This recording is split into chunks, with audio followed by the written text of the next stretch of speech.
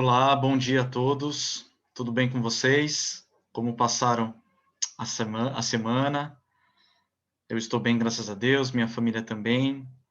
Pelas misericórdias do Senhor, estamos mais um domingo numa escola dominical, aprendendo a palavra de Deus, da maneira que Deus permitiu.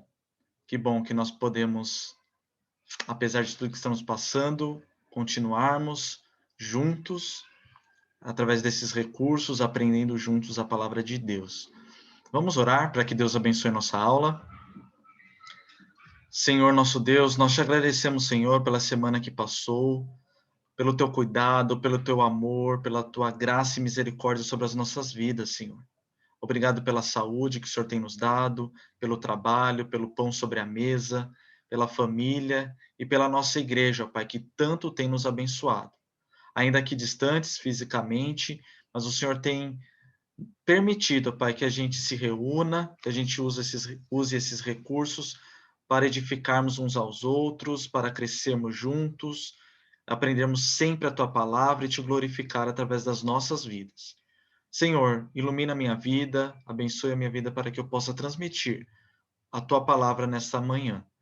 Que o Senhor abençoe cada ouvinte, cada aluno, cada jovem, que possa entender, praticar, cumprir, ó Pai, a Tua palavra, Senhor, e que assim possamos prosseguir, Senhor, nos dias maus, nos dias bons, sempre juntos, uma igreja fortalecida, fortificada, baseada sempre na tua palavra, Senhor. Muito obrigado, Pai, por tudo. Perdoa os nossos pecados. Em nome de Jesus. Amém. Bom, estamos aí chegando na metade da revista, né? Na penúltima carta aqui, agora é na igreja, carta à igreja de Filadélfia. E uma igreja que foi reconhecida e conhecida como uma igreja fiel. Que bom, né? Que bênção ser reconhecida, não por homens, por Deus, por Cristo Jesus, como uma igreja fiel. Será que podemos ser reconhecida, a quarta igreja, como uma igreja fiel? Amém, que assim seja. E nós vamos aprender isso. A igreja de Filadélfia foi uma igreja amorosa, uma igreja sofrida, perseguida, fraca aos olhos humanos, mas uma igreja amorosa, uma igreja fiel, que permaneceu fiel, que só recebeu elogios de Cristo Jesus. Então vamos ver o texto básico aí, Apocalipse 3, de 7 a 13. Apocalipse 3, versículo 7 ao versículo 13. Carta à igreja em Filadélfia.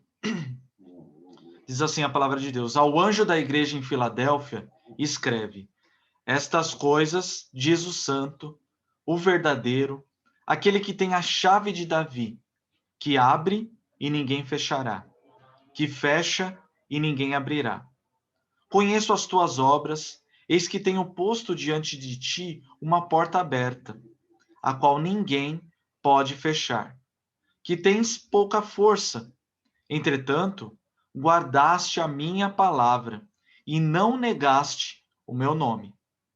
Eis farei que alguns dos que são da sinagoga de Satanás, desses que a si mesmos se declaram judeus e não são, mas mentem, eis que os farei vir e prostrar-se aos teus pés e conhecer que eu te amei, porque guardaste a palavra da minha perseverança. Também eu te guardarei da hora da provação, que há de vir sobre o mundo inteiro, para experimentar os que habitam sobre a terra. Venham sem demora. Conserva o que tens, para que ninguém tome a tua coroa. Ao vencedor, faloei coluna no santuário do meu Deus, e daí jamais sairá. Gravarei também sobre ele o nome do meu Deus, o nome da cidade do meu Deus, a nova Jerusalém, que desce do céu, vinda da parte do meu Deus, e o meu novo nome. Quem tem ouvidos, ouça o que o Espírito diz às igrejas. Uma carta bem importante, bem impactante, bem forte, com palavras fortes, mas uma carta de incentivo, de elogio àquela igreja. Vamos fazer aqui um panorama sobre Filadélfia? Olha só, a cidade de Filadélfia, né? As únicas referências bíblicas a Filadélfia se encontram no Apocalipse. A cidade de Filadélfia gozava de uma localização estratégica de acesso entre os países antigos de Frígia, Lídia e Mísia. Ela foi fundada pelo rei de Pérgamo, Átalo Filadélfio, por isso que vem o nome, né? O nome dele era Átalo Filadélfio, cerca de 140 anos antes de Cristo.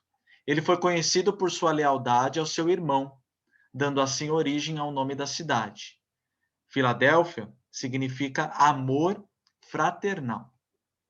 A região produzia uvas e o povo especialmente honrava a Dionísio, o deus grego do vinho. Filadélfia foi destruída por um terremoto em 17 anos depois de Cristo e reconstruída pelo imperador Tibério. Era uma região de muitos terremotos. Depois de ser reconstruída, né, pelo Império Romano, por esse imperador, ela foi chamada brevemente de Neo-Cesareia, durante o reinado de Vespasiano. Foi também chamada de Flávia, nome da mulher dele, e a forma feminina de um dos nomes dele. Atualmente, a cidade de Alaceir fica no mesmo lugar, construída sobre as ruínas de Filadélfia. Então, aqui eu trouxe só um panorama, né, da cidade de Filadélfia, o que aconteceu com ela e a situação de hoje. Então, vamos lá, introdução. As cartas à igreja de Filadélfia e de Esmirna, que a gente já aprendeu, foram as únicas em que Cristo não apontou falhas. Então, essa carta de Filadélfia e a carta de Esmirna só receberam elogios. E o interessante aqui é que ambas estavam sendo perseguidas. Tanto os irmãos de Esmirna como da igreja de Filadélfia estavam sendo perseguidos por um grupo específico denominado Sinagoga de Satanás. Esse grupo era um grupo de falsos judeus que perseguiam os cristãos. Faziam de tudo para atormentá-los, persegui-los. E então, mesmo com essa perseguição, mesmo com essa oposição que era muito forte, essas duas igrejas só receberam elogios. Olha aqui no terceiro ponto, ó, Jesus, ele se apresentou nessa carta declarando ser o primeiro e o último, e aquele que vive e esteve morto. Mas eis que estou vivo pelos séculos dos séculos e tenho as chaves da morte e do inferno. Então ele afirma aqui na carta que ele possui a chave de Davi, que abre e ninguém fechará, e que fecha e ninguém abrirá. Glória a Deus. É esse Jesus, é esse Cristo, no qual nós cremos, servimos. Somente ele tem a chave das portas, tanto do inferno quanto do céu. Somente ele pode abrir e pode fechar portas. Ele tem os seus escolhidos. Ele tem aqueles que reinarão com ele. E aqui em Efésios 3, 10, 11, Deus mostra o propósito de Deus, dele para a igreja. Vamos ver lá, Efésios 3, de 10 a 11. Efésios 3, 10 e 11. Diz assim, ó, segundo o eterno propósito que estabeleceu em Cristo Jesus, nosso Senhor, pelo qual temos ousadia e acesso com confiança mediante a fé nele. Desculpa, eu li errado, irmãos. Olha só, eu li o 11 e o 12, é o 10 e o 11. Então, olha só. Para que pela igreja a multiforme sabedoria de Deus se torne conhecida, agora dos principados e potestades nos lugares celestiais, segundo o eterno propósito que estabeleceu em Cristo Jesus, nosso Senhor. Então, qual era o papel daquela igreja de Filadélfia? Qual é o papel da quarta igreja presbiteriana de São Bernardo? Qual o papel da igreja de Cristo? O papel é esse, que pela igreja a multiforme sabedoria de Deus se torne conhecida. Deus deve se tornar conhecido, Jesus deve se tornar conhecido, as obras de Cristo, através das nossas vidas, através da nossa igreja, segundo a vontade dele. Então, esse é o propósito de Deus para a igreja. Primeiro ponto aqui da lição fala que Jesus governa. Então, Jesus inicia essa carta se identificando com 3 designações. Ele se identifica como o santo, primeiro, o verdadeiro e terceiro, aquele que tem a chave de Davi. Vamos ver qual a importância dessa identificação, dessas 3 designações que Jesus mostra nessa carta. Primeiro, o santo. O que isso significa? Essa designação revela Jesus como o Messias escolhido. O Messias que cumpriu a missão dada por Deus. Cumpriu cabalmente, plenamente, a missão para que ele foi designado. Então, esse primeiro ponto, essa primeira designação é muito importante. Ele é o Santo dos Santos. Ele foi perfeito, ele não pecou, ele cumpriu a missão. Adão não pôde cumprir, o povo de Israel não cumpriu, eu e você não podemos cumprir, nenhum homem, nenhuma mulher, porque somos pecadores. Mas Jesus, o Messias enviado, o Messias escolhido, aquele Filho de Deus, Cordeiro Santo, que nos trouxe a paz, ele sim é o santo que cumpriu a missão dada por Deus. Então é importante essa primeira designação. Em segundo ponto, é o verdadeiro. Isso mostra o quanto Jesus é fiel. A sua palavra é sempre fiel em tudo que diz. Se faz uma promessa, ele a cumprirá. Nós, homens, mentimos, enganamos, fingimos, pecamos, forjamos, somos pecadores, corruptos, falhos. O único que é verdadeiro, que é justo, que é fiel, é Cristo Jesus. E essa segunda identificação, segunda designação, que ele se apresenta àqueles irmãos da igreja de Filadélfia, é como o verdadeiro. Ele é verdadeiro. Ele é fiel. Se ele prometeu, ele cumpre. Ele não é homem para mentir. E terceiro e último, ele se apresenta como aquele que tem a chave de Davi. Que chave? Uma chave que abre e ninguém fecha. Que fecha e ninguém abre. O que isso quer dizer? Essa expressão nos remete ao Antigo Testamento. Por quê? No Antigo Testamento, Adão tinha a chave ali do paraíso, do jardim. Ele foi designado, a chave foi dada a ele para que ele cumprisse, cuidasse daquele lugar. Só que Adão falhou. Adão pecou, caiu em pecado e não cumpriu essa missão. Depois, o povo de Israel, que foi denominado povo de Deus, povo escolhido ali, falhou, pecou, murmurou, reclamou, se desviou. Como nós aprendemos nas revistas passadas, do povo de Israel, da história do povo de Israel, ali no Pentateuco. Também falhou. Mas Jesus, aí vem o Novo Testamento, vem a vinda de Cristo Jesus, ele é o segundo Adão. Ele sim recebeu a chave para administrar o mundo. E ele não falhou, não falha e não falhará. Então, ele sim tem a chave de Davi. Ele sim tem a chave e o poder para abrir toda e qualquer porta e ninguém fechar. Ou para fechar uma porta que ninguém abrirá. Ele sim tem esse poder. E pensando nisso, a lição nos traz aí no último ponto que Jesus é o responsável por abrir e fechar as oportunidades de avanço do reino.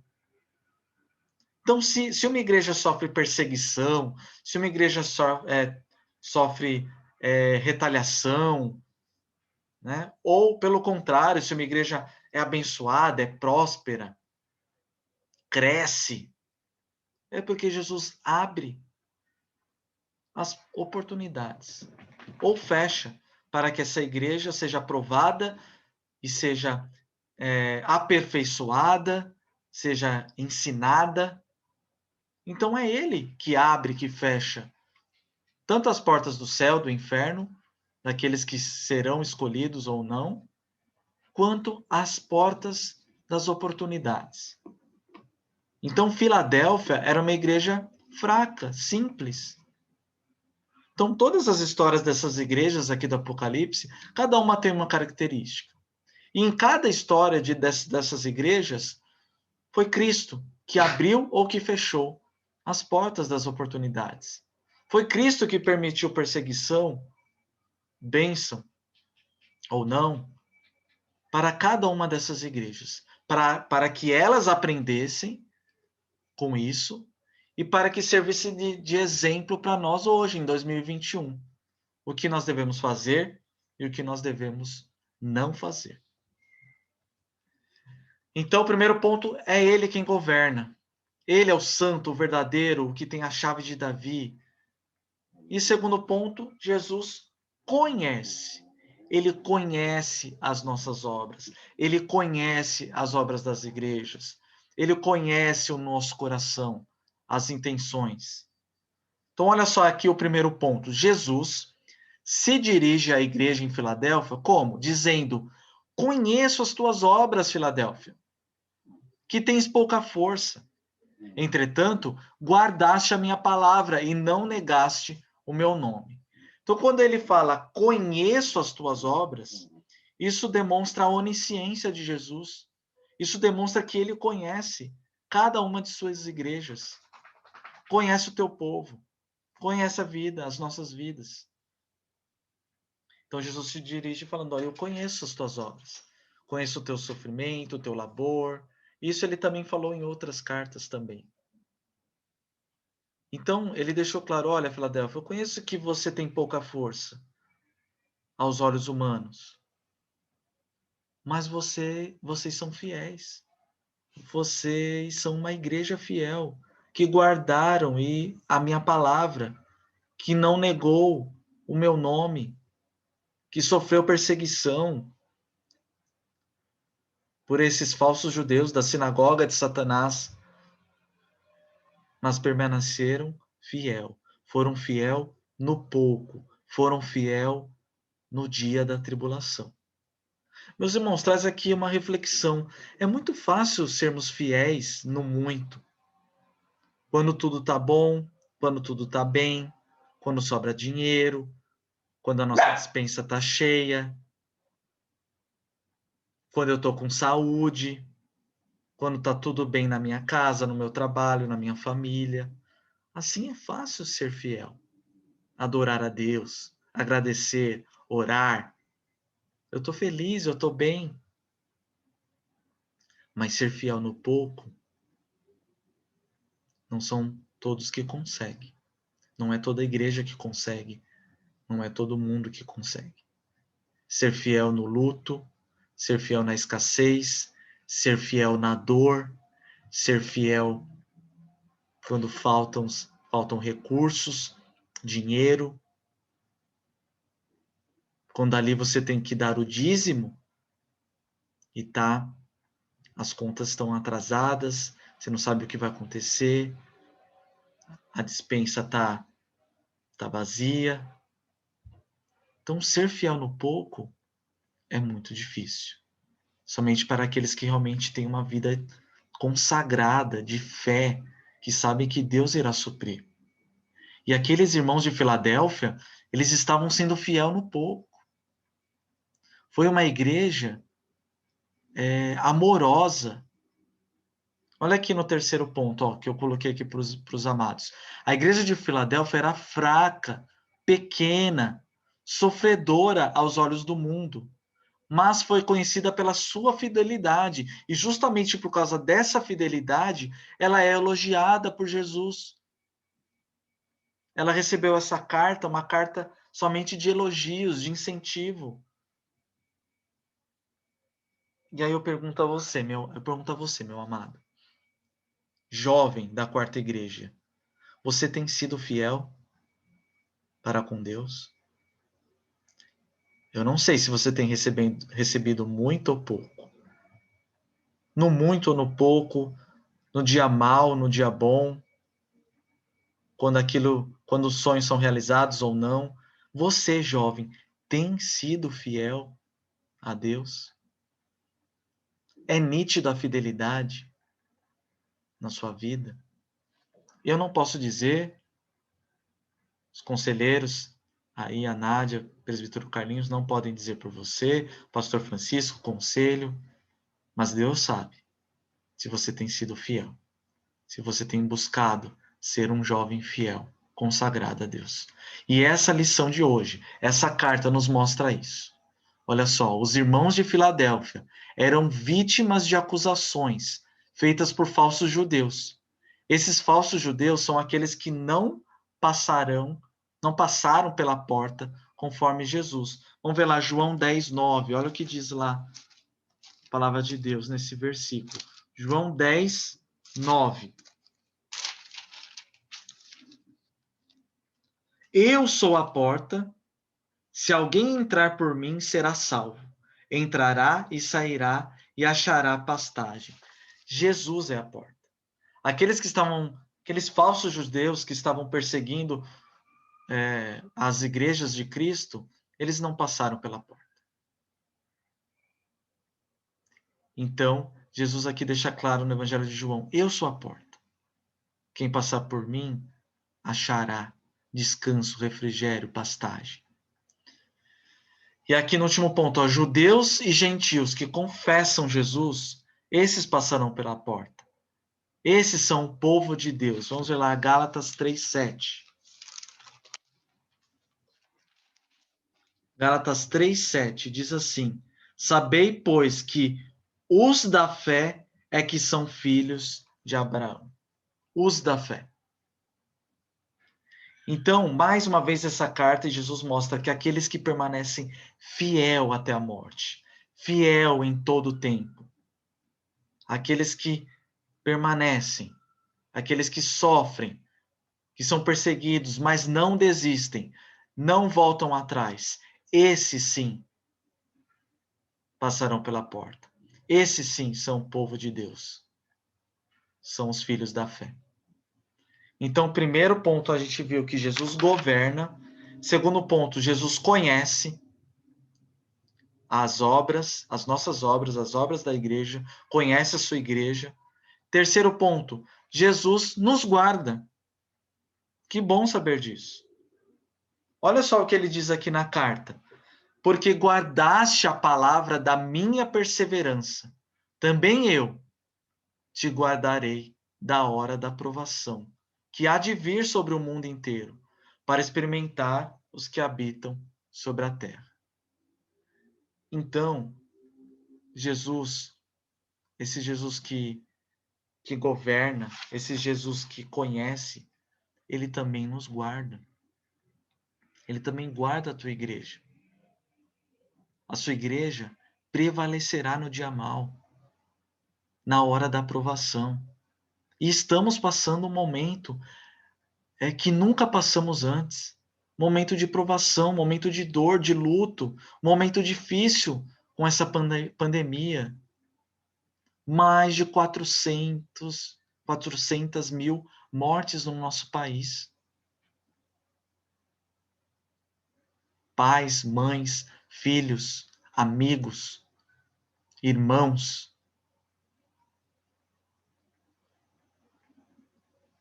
Todo mundo perdeu alguém. Um conhecido, um amigo, um tio, um primo, um filho, uma mãe, um vô, uma avó. Todo mundo perdeu alguém. ou conhece alguém que perdeu alguém. E nesse momento, desde o ano passado, de provação, nesse momento de limitação, onde não podemos nem estarmos juntos no templo adorando a Deus, se abraçando, louvando, todo mundo junto. Nesse momento, Jesus também está nos guardando. Nesse momento, é o momento de permanecermos fiéis. É o momento de permanecermos fortes, firmes, juntos, unidos. E de guardarmos a palavra. E não nos desviarmos. E não desanimarmos. E não voltarmos para trás. E não desistirmos. Então, Jesus aqui reafirma a importância de guardarmos a palavra de Deus. Salmo 119, 11. Versículo muito conhecido, né? Salmo 119, 11 nos diz: guardo no coração as tuas palavras para não pecar contra ti. Então você, jovem, nesses dias maus, o que você tem que fazer? Guardar no teu coração a palavra. Ler a Bíblia, buscar o Senhor em oração, para que você guarde no seu coração, para que você não venha desviar, para que você permaneça fiel nos caminhos do Senhor nesses dias que são dias maus. Então, aqui no terceiro ponto, aqui, ó, diante das provações, os irmãos de Filadélfia perseveraram em uma vida de amor e obediência. Jesus convoca seus irmãos a conservarem o que receberam e perseverarem até o fim, como a igreja de Filadélfia. O que você já recebeu, meu amado? Minha amada? O que você recebeu até hoje? Até o dia 2 de maio de 2021. O que você já aprendeu até hoje? Então Jesus está falando para você hoje, conserva. Conserva os ensinamentos dos teus pais, dos seus avós. Conserva os ensinamentos que você já recebeu da quarta igreja, do pastor Francisco. Conserva todas as lições da escola dominical até hoje que você aprendeu. Conserva tudo que a mocidade já fez de bom, o que vocês já construíram. Conserva, persevera numa vida de amor e obediência. Amados, tenho certeza que para Cristo Jesus, não importa se a igreja ela tem uma relevância social, cultural, se ela tem propriedades, se ela tem uma conta no banco cheia, mas sim, se ela é fiel a Ele, se ela é uma igreja amorosa, uma igreja obediente e fiel. Isso sim, sim, é importante. Claro que se uma igreja tem recursos, ela vai ter um templo mais confortável, ela vai ter aparelhos de som, toda uma estrutura, né, para que a palavra de Deus seja propagada, o reino seja propagado, ela vai poder crescer, né? Mas não, isso não é o mais importante. A igreja, a quarta igreja, está passando por reforma. Graças a Deus, glória a Deus que a igreja tem recursos e para isso está sendo pintada, está sendo, né, uma igreja, um templo precisa de reformas. Mas o mais importante não é o quão bonito vai ficar o templo. Se o nosso som é de última geração, se a estrutura é top, se os bancos são confortáveis, se tem ar-condicionado aí ou não, se tem todos aqueles aparatos. Isso não é o mais importante. O mais importante é a fidelidade, a obediência, testemunho dessa igreja. E aí sim, podemos combater o bom combate. Esse versículo aí, né, 2 Timóteo 4, 7 a 8, eu já ouvi muitos políticos falarem, muitas pessoas falarem, olha, né, eu combati o bom combate. Vamos ver lá 2 Timóteo. 2 Timóteo 4, 7, 8. dizer assim, né? Combati o bom combate, completei a carreira, guardei a fé. Já agora a coroa da justiça me está guardada, a qual o Senhor Jesus, reto juiz, me dará naquele dia. E não somente a mim, mas também a todos quantos amam sua vinda. Então, esse versículo, combati o bom combate, completei a carreira e guardei a fé, não é para qualquer um dizer. As pessoas dizem erroneamente. Esse versículo é para aqueles que permaneceram fiel a Deus, que tiveram uma vida de fidelidade a Deus, que viveram para a honra e glória de Deus. Então, somente esses podem dizer isso, que combateram o bom combate. Aqueles que foram perseguidos por causa do evangelho, aqueles que pagaram preço, que perderam amizades e que muitas vezes perderam família, perderam bens, perderam a própria vida até por causa do evangelho, por causa do reino de Deus, da propagação do evangelho. Esse sim, essas igrejas que permaneceram e permanecem fiéis, essas sim podem dizer no final: olha, eu combati o bom combate, completei a carreira e guardei a fé. Então, muitos usam esse versículo, mas poucos podem realmente dizer isso e viver isso. Então, primeiro ponto, Jesus governa, Jesus conhece, Jesus nos guarda e Jesus honra. Aqui o último ponto. É ele quem honra. Olha só, Jesus conclui esta carta com uma promessa de recompensa futura. Olha o que ele disse na carta: ao vencedor faloei coluna no santuário do meu Deus, e daí jamais sairá. Gravarei também sobre ele o nome do meu Deus, o nome da cidade do meu Deus, a nova Jerusalém, que desce do céu, vinda da parte do meu Deus, e o meu novo nome. Olha só o que Jesus promete para a igreja e para aqueles que permanecerem fiéis. Faloei coluna no santuário do meu Deus. Os cristãos, verdadeiros cristãos, serão coluna. Receberão uma nova posição, uma nova identidade, um novo nome. Receberão a coroa da vida. Serão vitoriosos com Cristo Jesus. Reinarão com Ele. Isso não é pouca coisa, meu amado. Isso é tudo. Hashtag tudo de bom.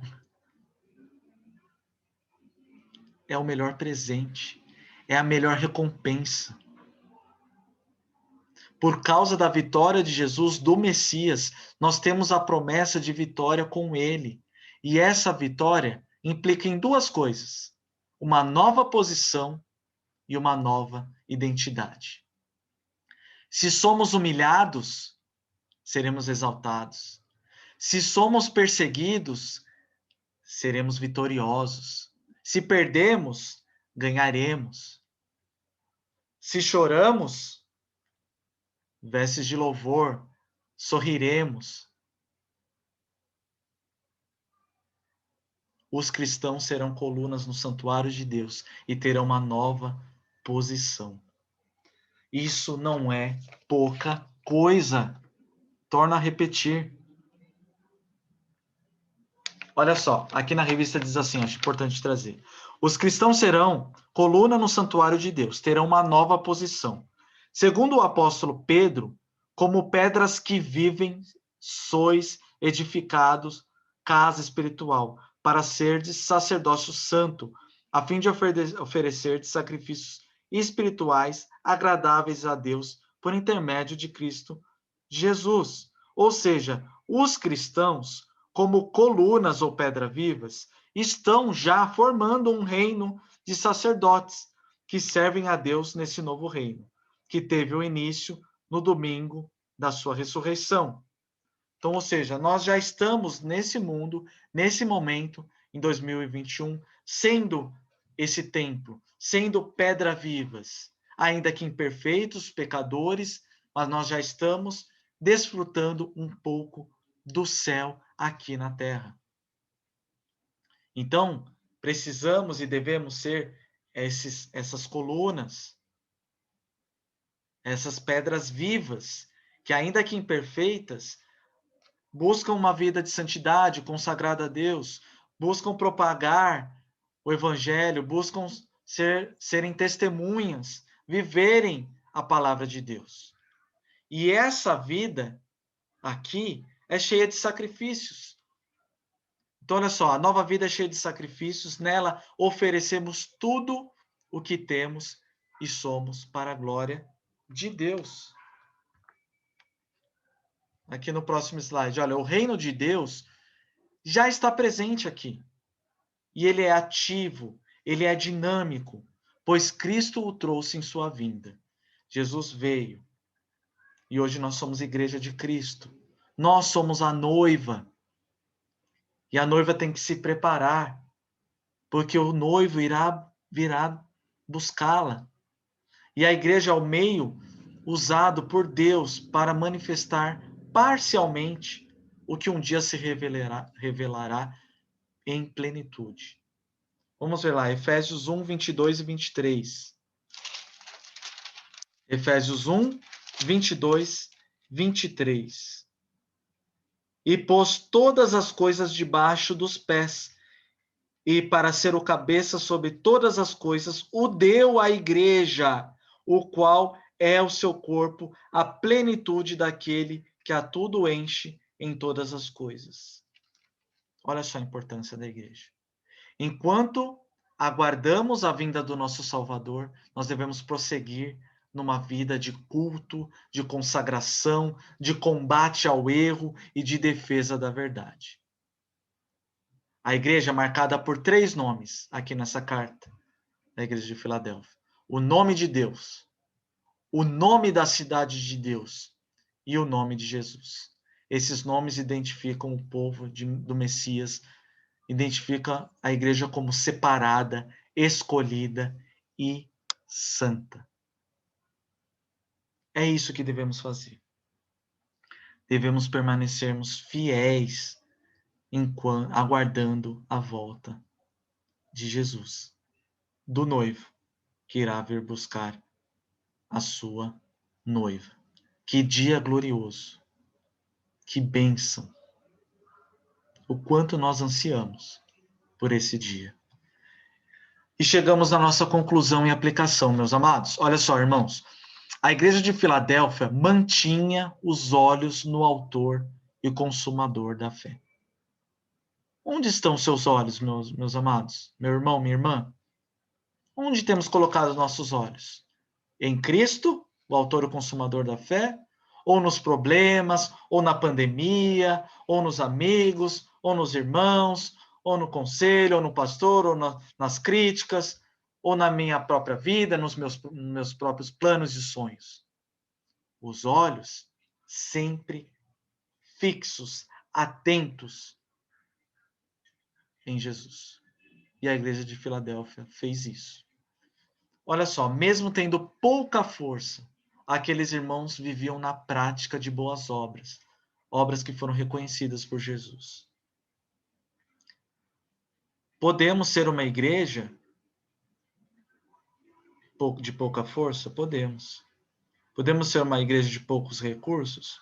Podemos. Uma estrutura simples podemos ter? Podemos. Mas devemos e temos que ser uma igreja reconhecida pela fidelidade, pelas boas obras, pelo amor a Deus e aos irmãos e ao próximo. Ser fiel no pouco é o que Jesus espera da sua igreja. Ser fiel no muito e também no pouco. As oportunidades e possibilidades provêm desse, portanto, não devemos nos preocupar com a nossa relevância social, impacto cultural ou com a força da nossa igreja. É o que eu já disse. A importância está na força do nosso testemunho, na força da nossa consagração, na força das nossas obras, do nosso amor, né, de uma vida de obediência. e não na força social, cultural, do impacto que nós temos por isso. É o Senhor Jesus quem abre as portas e quem permite que, como igreja, passemos por provações. O importante é nos mantermos fiéis, guardarmos a palavra e servirmos ao Senhor. Amém? E terminando aqui com essa última frase. A igreja, e aí eu posso pôr aqui, ó, a quarta igreja presbiteriana de São Bernardo do Campo, a mocidade, a UMP da quarta igreja presbiteriana de São Bernardo do Campo, precisa manter seus olhos em Cristo, para ser fiel e íntegra enquanto aguarda a sua volta. Vou ler de novo. A igreja precisa manter seus olhos em Cristo para ser fiel e íntegra enquanto aguarda a sua volta. Amém? Que assim seja. Que Deus abençoe a sua vida, jovem. Que Deus abençoe a nossa mocidade. Que Deus abençoe a nossa igreja. Para que possamos aguardar a vinda de Cristo. Fiéis, firmes, passando por provações, por dias maus, mas jamais desviando do caminho, jamais blasfemando, jamais deixando de ter os nossos olhos fixos no autor e consumador da fé, Cristo Jesus. Ele virá, amados, ele voltará. Ele é o santo, o verdadeiro, aquele que tem as chaves, que abre e ninguém pode fechar, que fecha e ninguém pode abrir. E ansiamos por sua volta. Ele voltará.